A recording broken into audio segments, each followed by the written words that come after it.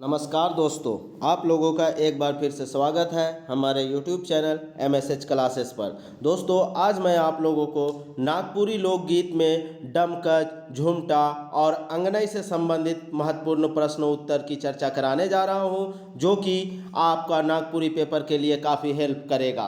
क्योंकि इससे दोस्तों लोकगीत से करीब करीब 10 से 12 प्रश्न रहने वाले हैं और आप लोगों इससे आज के वीडियो से 3 से 4 प्रश्न इजीली बना पाएंगे। ठीक है, तो इसके लिए आप लोगों को वीडियो में अंत तक बने रहना है और इस वीडियो लेक्चर का लाभ लेना है। तो चलिए दोस्तों, हम लोग बिना देर किए आज का प्रश्न स्टार्ट करेंगे। उससे पहले एक बात कि आप लोगों में से जो भी लोग अभी तक चैनल को सब्सक्राइब नहीं किए हैं, तो दोस्तों जल्द से जल्द चैनल को सब्सक्राइब कर लें। चलिए अब हम लोग पहला प्रश्न स्टार्ट करते हैं। पहला प्रश्न है, नागपुरी संगीत कर राग रागिनी में पावल जाएला। जो भी नागपुरी संगीत है उसके राग रागिनी में क्या पाया जाता है, आपको बताना है। पहला ऑप्शन है फगुआ पाया जाता है, दूसरा ऑप्शन है डमकच पाया जाता है, तीसरा ऑप्शन है अंगनई में पाया जाता है और चौथा ऑप्शन है सौभे में पाया जाता है। तो नागपुरी के किस संगीत में राग और रागिनी पाया जाता है, आपको बताना है। तो दोस्तों यहाँ पे फगुआ में भी पाया जाता है, डमकच में भी पाया जाता है, अंगनई में भी पाया जाता है, इसलिए इस प्रश्न का सही उत्तर होगा ऑप्शन डी। नेक्स्ट प्रश्न देखते हैं हम लोग। बिहा में कौन राग कर गीत गावल जाएला। जो बियाह होता है अर्थात विवाह जो होता है उसमें किस राग का गीत गाया जाता है। पहला ऑप्शन है डमकच, दूसरा ऑप्शन है पावस, तीसरा ऑप्शन है लुझरी, चौथा ऑप्शन है उदासी। तो किसका गीत गाया जाता है, कौन सा राग का दोस्तों? तो इस प्रश्न का सही उत्तर होगा ऑप्शन ए, डमकच राग का गीत गाया जाता है विवाह और शादी के समय। नेक्स्ट देखते हैं, नागपुरी लोकगीत पावल जाएला। नागपुरी लोकगीत में क्या पाया जाता है, आपको पूछा जा रहा है। पहला ऑप्शन है संस्कार अर्थात संस्कार पाया जाता है, दूसरा श्रम पाया जाता है और तीसरा मौसम में पाया जाता है और चौथा सौभे में पाया जाता है। तो नागपुरी लोकगीत में क्या है, इन सभी जगहों पे संस्कार का गीत भी पाया जाता है, श्रम का गीत भी पाया जाता है और मौसम का गीत भी पाया जाता है, इसलिए इस प्रश्न का सही उत्तर होगा ऑप्शन डी। अगला प्रश्न देखते हैं, अंगनई कर संगे जे खेमटा राग जुटेला उके का कहल जाएला। यहाँ अंगनई के साथ में जो खेमटा का राग जुड़ता है उसे क्या कहा जाता है। पहला ऑप्शन है संझिया कहा जाता है, दूसरा ऑप्शन है झिंगफुलिया कहा जाता है, तीसरा ऑप्शन है अधरतिया कहा जाता है और चौथा बिहनिया। तो क्या कहा जाता है दोस्तों? तो अधरतिया कहा जाता है। जो भी अंगनई का राग है और वह खेमटा के साथ में जुड़ जाता है तो उसे अधरतिया कहते हैं। ठीक है, तो इस प्रश्न का सही उत्तर ऑप्शन सी। अगला प्रश्न, लेंगा कान के लेंगा हाथ से ढाइप के उच्च स्वर में गावे वाला राग छंद कौन है के। यहाँ पे लेंगा अर्थात दोस्तों बायां, बायां कान को बायां हाथ से क्या करना है, ढक देना है और बायां हाथ से बायां कान को ढकने के बाद जो उच्च स्वर में जो गीत गाया जाता है उसका राग छंद बताना है। किसका वैसा राग छंद होता है? पहला ऑप्शन है झूमर का, दूसरा ऑप्शन है डमकच का, तीसरा ऑप्शन है बंगला झूमर का और चौथा ऑप्शन है मर्दानी झूमर का। तो किसका होता है दोस्तों? तो डमकच का होता है। डमकच में जनरली बायां हाथ से बायां कान को ढक के और उच्च स्वर में गीत गाया जाता है। इस प्रश्न का सही उत्तर ऑप्शन बी होगा। अगला प्रश्न देखते हैं, 6 नंबर, गीत कर प्राण तत्व के मानल जाएला। गीत का ऐसा एक तत्व है जिसे प्राण की संज्ञा दी गई है, तो वह कौन होता है? कौन होता है गीत का प्राण? पहला ऑप्शन है तान अर्थात गीत को जो तानना होता है उसको, और संगीतात्मा अर्थात जो संगीत उसकी आत्मा में रची बसी हुई है उसे ही संगीत का गीत का प्राण कहा जाता है। लय को कहा जाता है या गीत के भाव को कहा जाता है। तो किसको कहा जाता है? संगीतात्मा को कहा जाता है दोस्तों। ठीक है, गीत का प्राण संगीतात्मा को कहा जाता है, इसे आप लोग याद कर लीजिए। नेक्स्ट देखते हैं, देवल में से कौन राग कर आधार राग नागपुरी छंद है के। इस दिया हुआ में से जितने भी ऑप्शन है उनमें से कौन राग कर आधार नागपुरी छंद है के। नागपुरी में ये सब छंद विद्यमान है ऐसा पूछा जा रहा है। पहला ऑप्शन है ठड़िया, दूसरा ऑप्शन है भिनसरिया, तीसरा ऑप्शन है डमकच और चौथा ऑप्शन है सौभे। तो किसमें है दोस्तों, तो यहाँ इस प्रश्न का सही उत्तर डमकच होगा। ठीक है, तो डमकच जो है वह नागपुरी छंद का एक आधार है। अगला प्रश्न देखते हैं, डमकच शब्द में डम कर बोध होवेला। डम का क्या अर्थ होता है या डम से किस चीज का बोध होता है। डमकच में डम का, ठीक है, तो पहला ऑप्शन है डमरू बजाए, दूसरा ऑप्शन है नाचे, तीसरा ऑप्शन है डगमगाए अर्थात लड़खड़ाना और चौथा ऑप्शन है डमरू।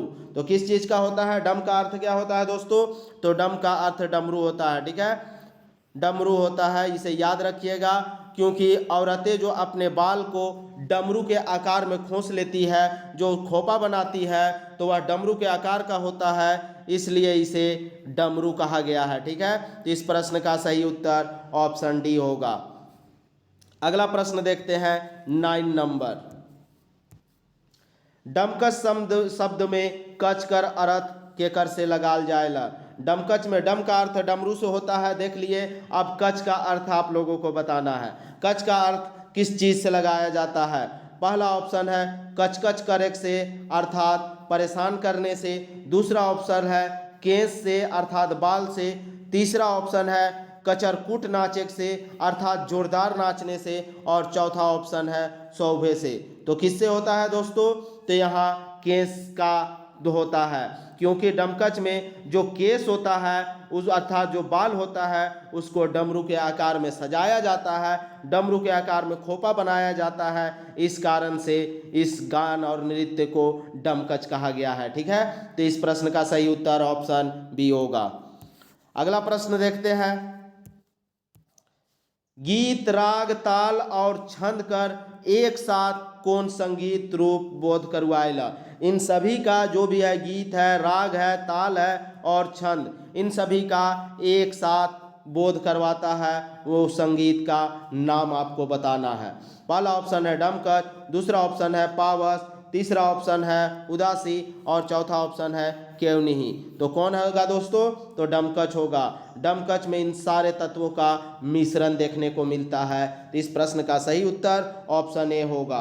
अगला प्रश्न देखते हैं, झुमटा दोहरी कर कैठो भेद उपभेद है। जो झुमटा दोहरी होता है, झुमटा भी एकहरी होता है, एकहरिया होता है, दोहरिया होता है, तो इसमें जो झुमटा दोहरिया है अर्थात दोहरी है उसका कितना उपभेद होता है आपको बताना है।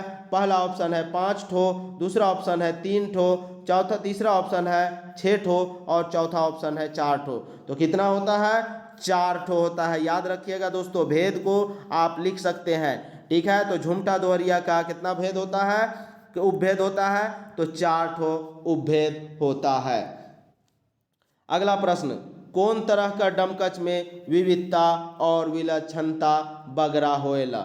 विलक्षणता जो है दोस्तों किस डमकच में बहुत ज़्यादा पाया जाता है, किसमें, पहला ऑप्शन है खेमटा में, दूसरा ऑप्शन है खरिया में, तीसरा ऑप्शन है झुमटा में और चौथा ऑप्शन है दोहरिया में। तो किसमें दोस्तों, तो जो झुमटा होता है डमकच का एक प्रकार, एक भेद है झुमटा, और इस झुमटा जो होता है वह विविधता और विभिन्न प्रकार के विलक्षणों से समाहित होता है, इसलिए इस प्रश्न का सही उत्तर ऑप्शन सी होगा।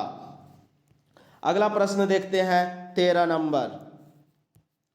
एकहरिया, दोहरिया और झुमटा के कर भेद मानल जाएला। इससे पहले वाले प्रश्न में हम लोग चर्चा कर चुके हैं किसका भेद माना जाता है दोस्तों, तो यह डमकच का ही एक भेद है। ठीक है, डमकच का ये तीनों भेद है, झुमटा, एकहरिया और दोहरिया। ठीक है, तो यह झुमटा का डमकच का एक भेद है। अगला प्रश्न देखते हैं, एकहरिया डमकच कर कैठो भेद उपभेद आहे। जो एकहरिया डमकच है उसका कितना भेद और उपभेद होता है। कितना भेद और उपभेद होता है दोस्तों, पहला ऑप्शन है 3 ठो, दूसरा ऑप्शन है 4 ठो, तीसरा ऑप्शन है 6 ठो और चौथा ऑप्शन है 5 ठो। तो कितना उपभेद होता है, 3 ठो होता है। डमकच एकहरिया का, एकहरिया डमकच का 3 ठो उपभेद होता है, ठीक है, याद रखिएगा। और पूरा डमकच का भी 3 भेद होता है और एकहरिया डमकच का अकेले 3 उपभेद होता है, याद रखिएगा इसे भी। अगला प्रश्न देखते हैं 15 नंबर का प्रश्न। डमकच गीत राग में गीत उठाए कर परंपरा कौन करेला। जो डमकच गीत का राग जो गाया जाता है उसमें सर्वप्रथम गीत उठाने का परंपरा किसके द्वारा किया जाता है। पहला ऑप्शन है मर्दाना के द्वारा, दूसरा ऑप्शन है जनाना के द्वारा, तीसरा ऑप्शन है दल कर अगुआ मन के द्वारा, अर्थात जो दल में सबसे आगे होता है उसके द्वारा, और चौथा ऑप्शन है सौबे द्वारा। तो हम लोग पढ़ चुके हैं दोस्तों, जो दल में सबसे आगे होता है वही जो गीत है उस राग को पहली बार उठाता है और बाद में सभी लोग उसे दोहराते हैं, ठीक है। तो इस प्रश्न का सही उत्तर दल कर अगुआ मन, या दल में जो आगे लोग खड़े रहते हैं वही लोगों के द्वारा गीत का उठाया जाता है। डमकच गावेक लागिन कौन समय शुभ है। जो डमकच गाने का समय किस समय को शुभ माना गया है। पहला ऑप्शन है रात के, दूसरा ऑप्शन है बिहान के, तीसरा ऑप्शन है दिन के और चौथा ऑप्शन है सुबह के। तो डमकच गाने का समय किसको शुभ माना गया है दोस्तों। तो इसके लिए डमकच के लिए सभी समय शुभ होता है, चाहे वह रात हो, चाहे वह सुबह हो या दिन हो, सभी समय शुभ माना जाता है, ठीक है। इस प्रश्न का सही उत्तर ऑप्शन डी। अगला प्रश्न देखते हैं 17 नंबर का प्रश्न।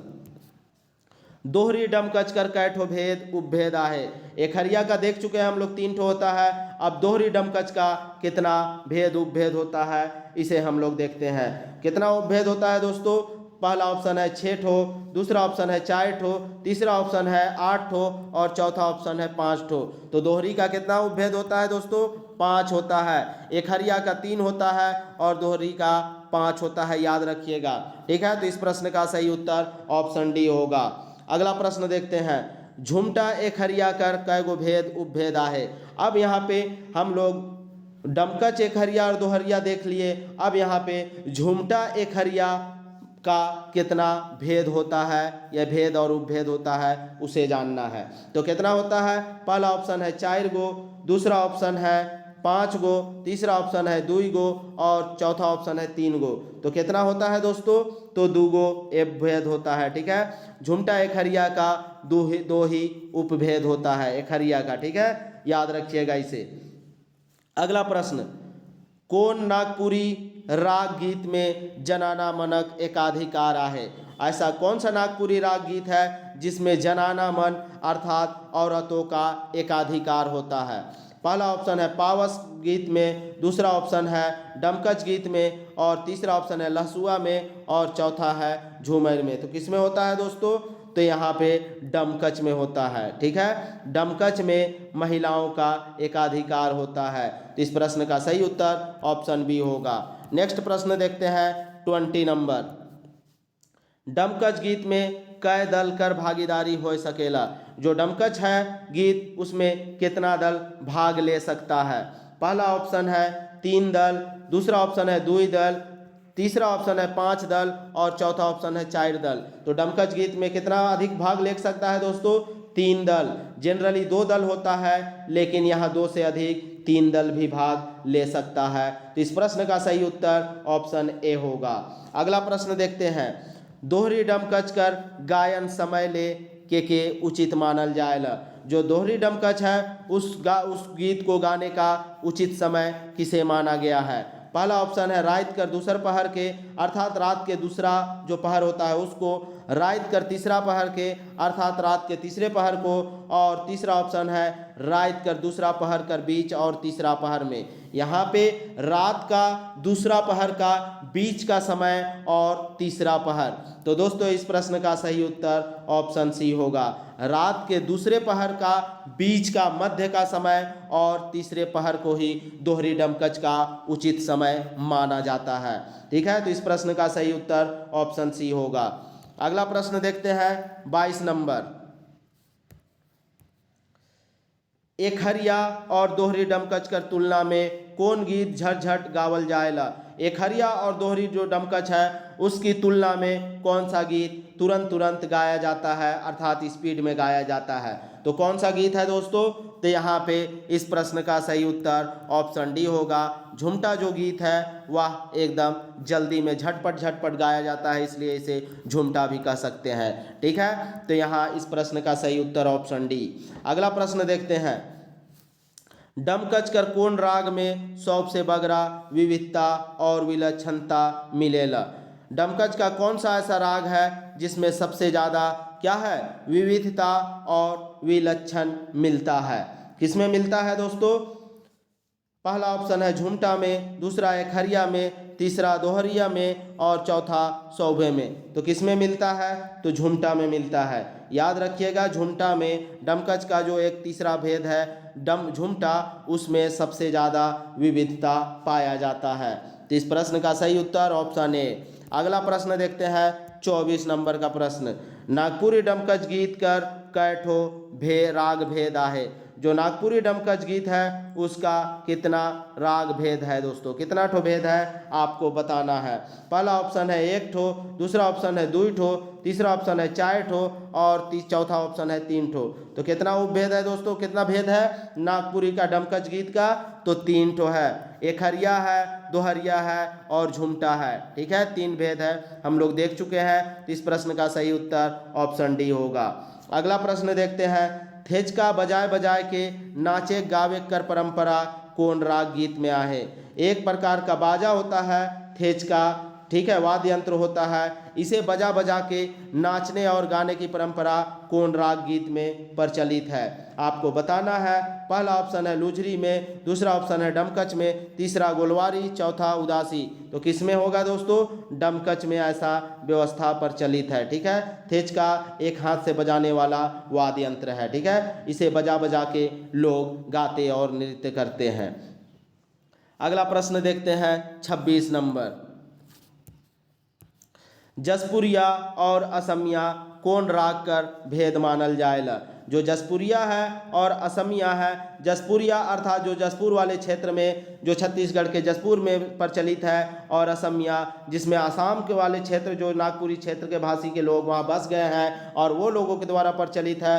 तो वह असमिया कौन राग कर, तो यह जो राग है यह किसका भेद है आपको बताना है। पहला ऑप्शन है झूमर का, दूसरा ऑप्शन है पावस का, तीसरा ऑप्शन है डमकच का और चौथा ऑप्शन है फगुआ का। तो किसका है दोस्तों? तो डमकच का ही यह एक भेद माना जाता है। ठीक है, यह भेद नहीं है, यह उपभेद है। ठीक है, भेद तो 3 ही है, तो यह उपभेद के अंतर्गत रखा जाता है, क्योंकि हम लोग किसी भी लोकगीत को समय के हिसाब से, भाषा के हिसाब से, क्षेत्र के हिसाब से, पहर के हिसाब से ऐसा जो बांटते हैं वह सब उपभेद कहलाता है। तो यहाँ जसपुरिया यह सब स्थान के हिसाब से है, जगह के हिसाब से है, तो यहाँ यह उपभेद कहलाएगा। ठीक है, यह डमकच का।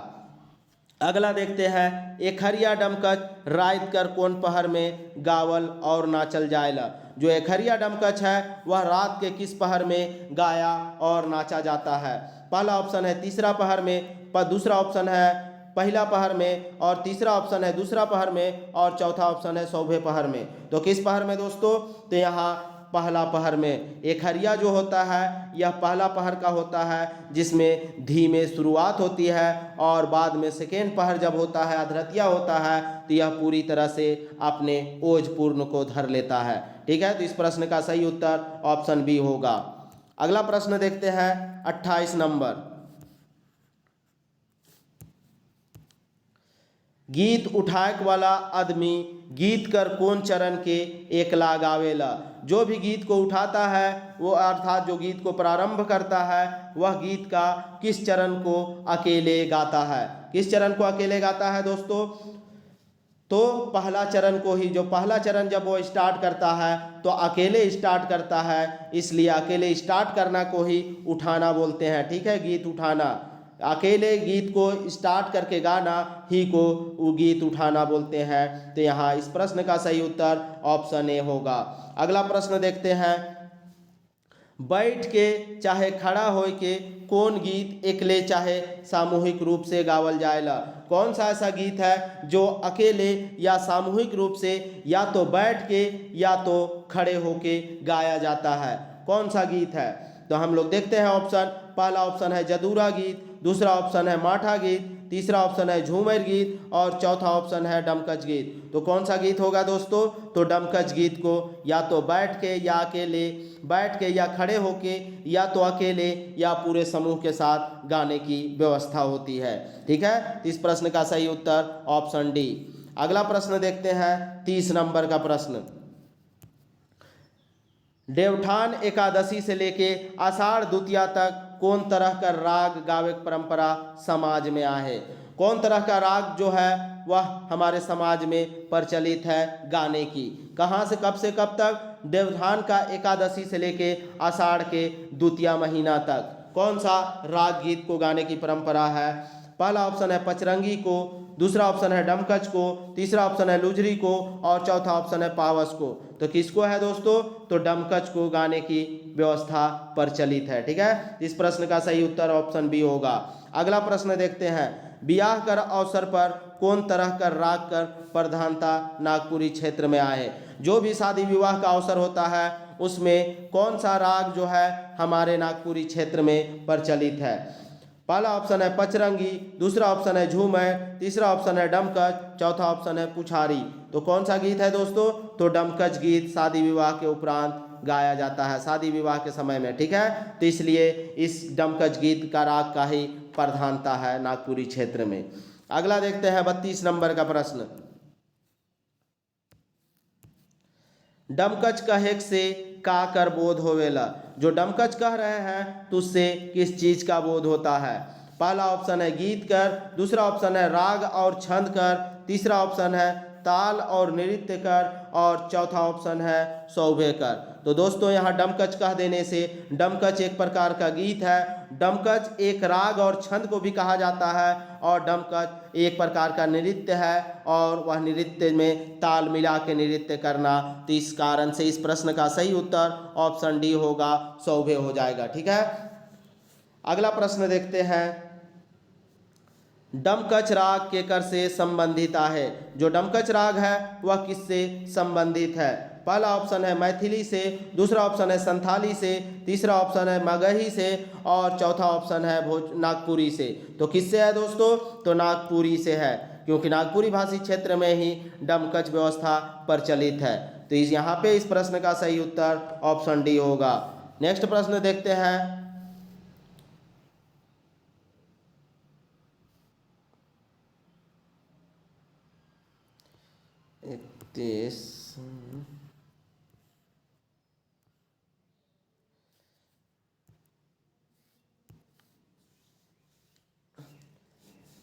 अंगनई किस वर्ग कर नृत्य गीत राग है के? जो अंगनई है वह किस वर्ग का नृत्य गीत का राग है? किस वर्ग का आपको बताना है। पहला ऑप्शन है डमकच कर, दूसरा ऑप्शन है जनी झूमर कर, तीसरा ऑप्शन है फगुआ कर और चौथा ऑप्शन है उदासी कर।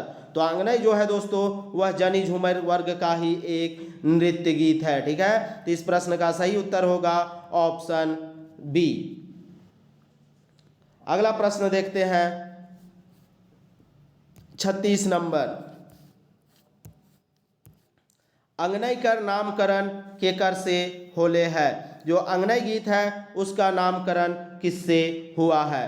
अंगनई का नामकरण आपको बताना है दोस्तों किससे हुआ है। पहला ऑप्शन है अखरा से, दूसरा ऑप्शन है डमरू से, तीसरा ऑप्शन है अंगना से और चौथा ऑप्शन है केवनी। तो किससे हुआ है दोस्तों? तो अंगनई का जो भी नामकरण है वह अंगना के नाम पे ही इसका नामकरण अंगनई हुआ है। ठीक है, तो इस प्रश्न का सही उत्तर ऑप्शन सी होगा। अगला प्रश्न देखते हैं। अंगनई में अंगना कर अर्थ का होवेला? अंगनई में अंगना का अर्थ आपको बताना है, जिससे इसका नाम अंगनई पड़ा है तो उस अंगनई में अंगना का अर्थ आपको बताना है। पहला ऑप्शन है अंगना का अर्थ बगीचा होता है, अंगना का अर्थ डहर होता है, अंगना का अर्थ खोवा होता है अर्थात, और चौथा ऑप्शन है अंगनई का अर्थ सुंदर अंग वाली स्त्री।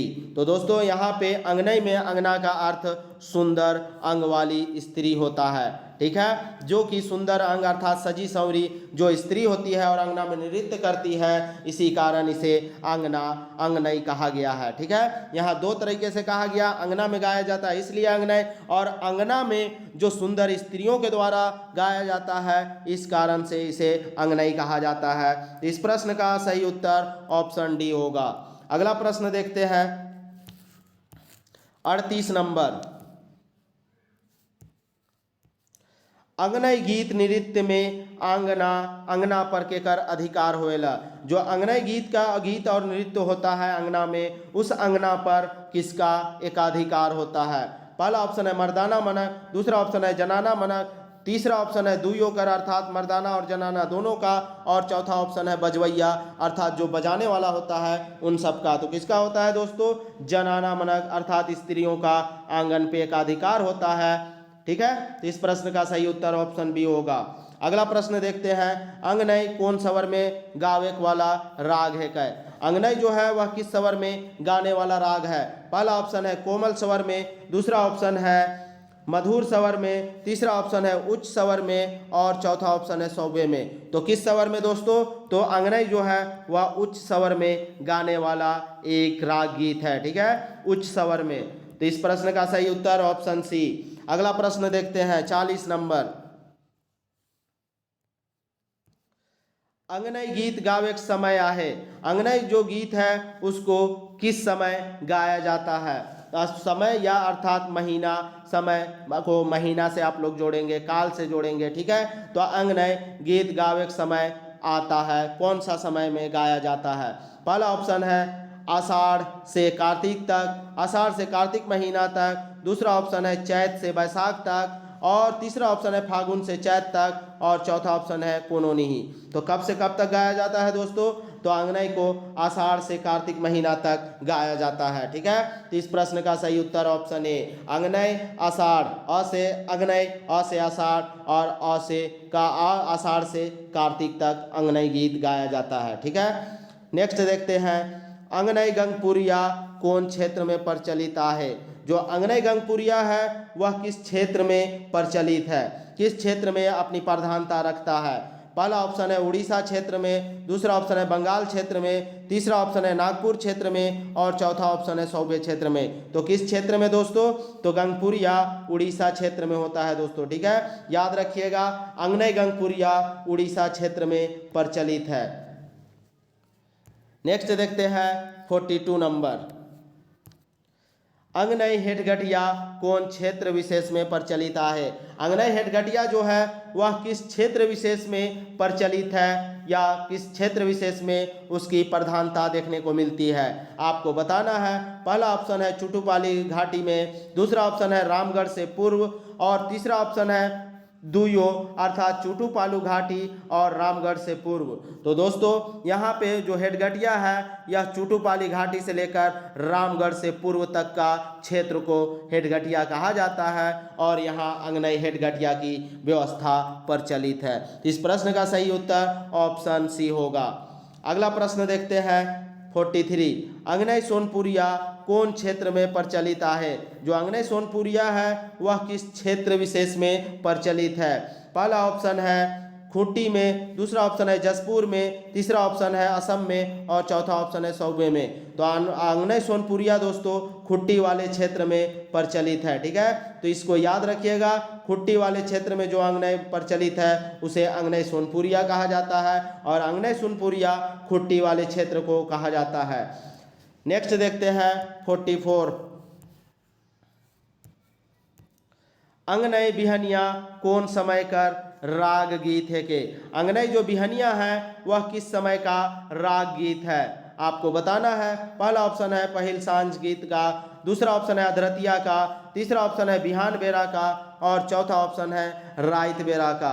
तो किसका है दोस्तों, तो बिहनिया बिहान बेरा गाया जाने वाला एक गीत है। ठीक है, बिहान बेरा गाने वाले गीत को अंगनई बिहनिया कहते हैं। ठीक है, तो इस प्रश्न का सही उत्तर ऑप्शन सी। अगला प्रश्न देखते हैं 45 नंबर। अंगनय बिहन भिनसरिया रात्रि कर कौन पहर के गावल जायल। जो अंगनय भिनसरिया गाया जाता है वह रात्रि के किस पहर को गाया जाता है। पहला ऑप्शन है पहिल पहर को अर्थात पहला पहर को, दूसरा ऑप्शन है दूसरा पहर को, तीसरा ऑप्शन है तीसरा पहर को और चौथा ऑप्शन है सौभे। तो कौन सा पहर को गाया जाता है दोस्तों? तो रात्रि के तीसरे पहर को ही भिनसरिया कहा जाता है। ठीक है, तो रात्रि के तीसरे पहर में ही अंगनय भिनसरिया गीत गाया जाता है। तो यहाँ पे इस प्रश्न का सही उत्तर ऑप्शन सी होगा। अगला प्रश्न देखते हैं जो की लास्ट प्रश्न है। अंगनय पहिल सांझा रात कर कौन पहर के गावे वाला गीत है के। जो अंगनय पहिल सांझा है वह रात के किस पहर को गाने वाला गीत है, आपको बताना है। पहला ऑप्शन है पहला पहर, दूसरा ऑप्शन है दूसरा पहर, तीसरा ऑप्शन है ए और बी दुयो अर्थात पहला और दूसरा पहर दोनों में, और चौथा ऑप्शन है भिनसरिया पहर। तो किस पहर में गाया जाता है दोस्तों, आपको बताना है। इस प्रश्न का सही उत्तर आप लोगों को कमेंट के माध्यम से बताना है। ठीक है, कमेंट के माध्यम से आप लोग इसका आंसर जरूर बताएं। तो इस तरह से दोस्तों अब हम लोग का एक क्लास या दो क्लास में हम लोग का लोकगीत समाप्त हो जाएगा। इसके बाद हम लोग पूरी तरह से साहित्य और व्याकरण का पाठ करेंगे और हम लोग का अभी तक नागपुरी का लगभग 70% कोर्स हम लोग का कंप्लीट हो चुका है दोस्तों। बस 4 से 5 क्लास में और 4 से 5 दिन में दोस्तों मैं आप लोगों को पूरी तरह से नागपुरी का कोर्स कंप्लीट कर दूंगा। इसके लिए आप लोगों को हमारे चैनल पे बने रहना है। उसके बाद दोस्तों जब सभी कुछ कंप्लीट हो जाएगा उसके बाद मैं आप लोगों का टेस्ट सीरीज भी लाऊंगा और साथ ही साथ प्रैक्टिस सेट भी करवाऊंगा दोस्तों। तो इसलिए आप लोगों को अगर इसका नोटिफिकेशन चाहिए तो नोटिफिकेशन के लिए शर्त है दोस्तों, आप लोगों को चैनल को सब्सक्राइब करना होगा। और जिन लोगों को भी अगर पीडीएफ चाहिए तो पीडीएफ के लिए जो व्हाट्सएप नंबर दिया हुआ है उस पर आप लोग कांटेक्ट कर सकते हैं। और पहले का वीडियो लेक्चर अगर जिन लोगों ने नहीं देखा है तो उन लोगों को जो MSH क्लासेस के यूट्यूब चैनल पर प्लेलिस्ट में जाके आप लोग पहले का लेक्चर देख सकते हैं। बहुत ही मज़ेदार तरीके से पूरा कविता बताया गया है, कहानी का एक एक हिंदी अनुवाद के साथ साथ उसका MCQ भी पर कराया गया है दोस्तों। इससे बाहर एक भी प्रश्न नहीं आएगा जितना मैं करा रहा हूं। आप लोग विश्वास बनाए रखें और MSH क्लासेस के साथ अवश्य जुड़े। वीडियो में अंत तक बने रहने के लिए आप लोगों का धन्यवाद। जय झारखंड, जोहार।